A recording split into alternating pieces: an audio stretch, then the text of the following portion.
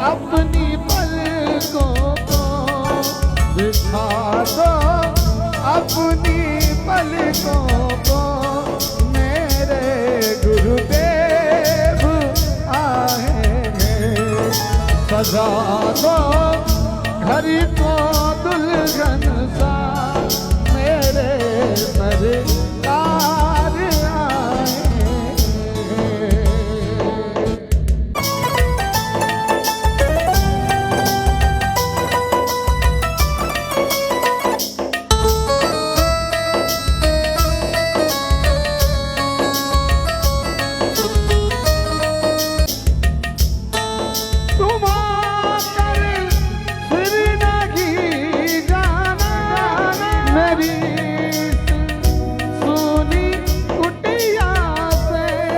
राजा का हुक्म मानना, राजा के हुक्म पर चलोगे हमेशा तरक्की की ओर चढ़ते चले जाओगे, और आसपास की बातें सुन लोगे तो तुम्हारा पतन हो जाएगा, सर्विस से निकाल दिए जाओगे।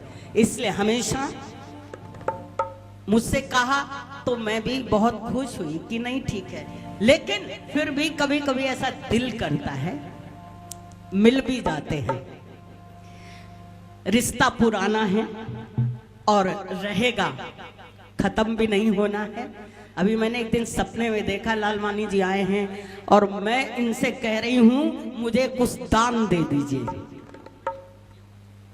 मैंने फोन करके कहा था मैंने आपसे दान मांगा है, अब पता नहीं क्या देंगे ये मुझे नहीं मालूम, लेकिन मैंने आपसे मांगा था और आपने कहा मैं दे रहा हूं।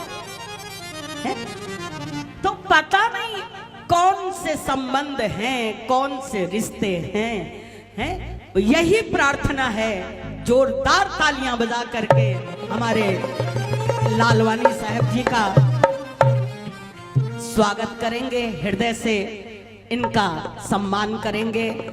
और हमारे बीच में हमारी प्रमिला नाम है ना, हाँ, प्रमिला जी बहुत ही कर्मठ पुरुषार्थी, न हारने वाली कार्यकर्ता हैं, और आप लगातार प्रयास में लगी हैं कि हम अपने समाज को, हम अपने द्वारा लोक कल्याण कितना कर सकें, लोगों को हम कितना समृद्धशाली बना सकें, आपका ये प्रयास है। कभी कभी ये मुझसे पूछती हैं गुरुजी विषम परिस्थितियों में क्या करना चाहिए, मन हार जाता है, मन हार जाता है। तो मैंने इनको कहा देखो दत्तात्रेय ने एक गुरु बनाया था मकड़ी को,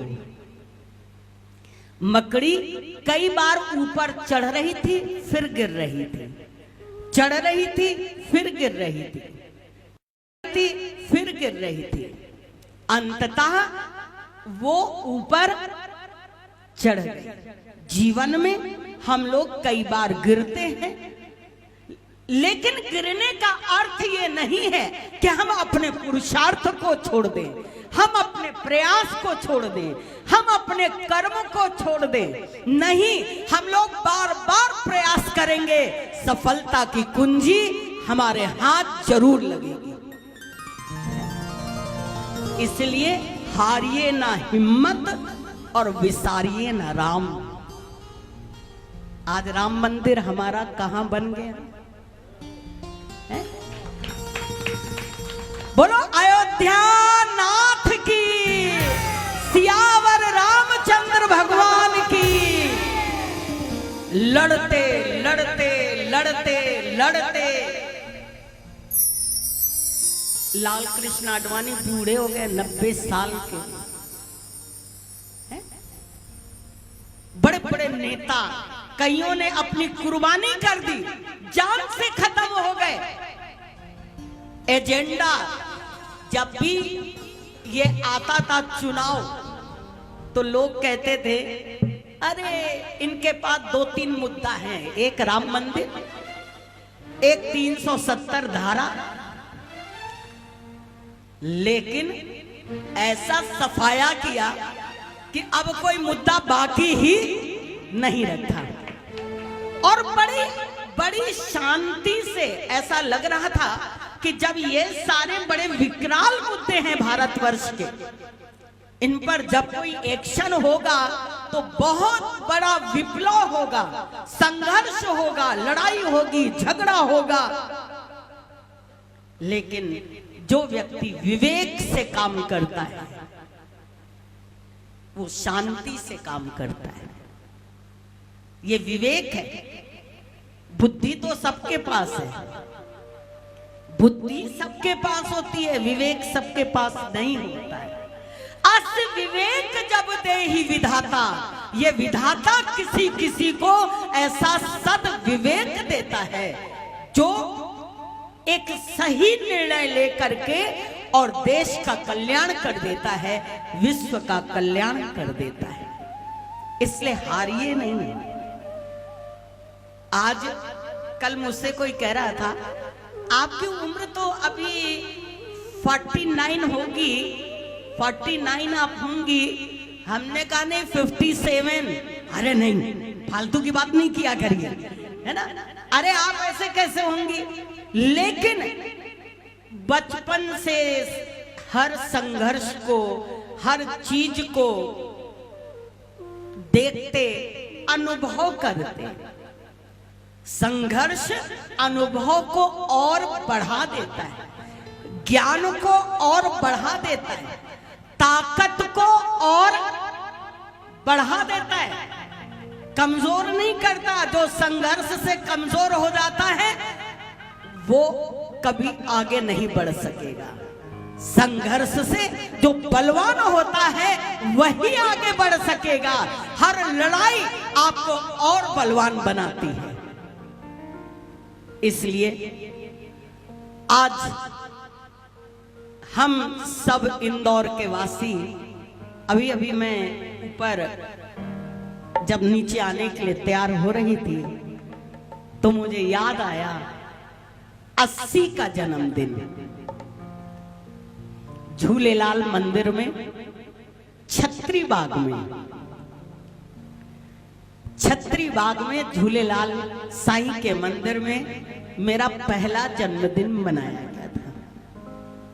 हमारे पूज्य गुरुदेव भगवान ईश्वर प्रेम जी महाराज जी, और ये मेरा सौभाग्य है कि मेरा जन्मदिन मेरे गुरुदेव ने मनाया है, मैंने नहीं मनाया है,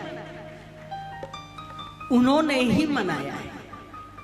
और उन्होंने ही मना करके और लगातार वो मेरे जन्मदिन पर यहां पर आते थे और स्वयं अपने हाथों से केक काटते थे।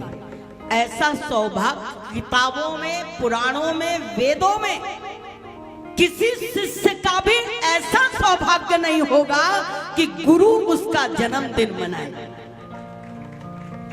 गुरु का जन्मदिन तो सब मनाते हैं, लेकिन चेले का जन्म गुरु मनाए, ये एक बहुत बड़े सौभाग्य की हमारे बात है कि उन्होंने और उनके जितने संकल्प थे एक एक करके वो सारे संकल्प उनका अपना स्वरूप लेता चला जा रहा है। हम कुछ भी नहीं कर रहे हैं।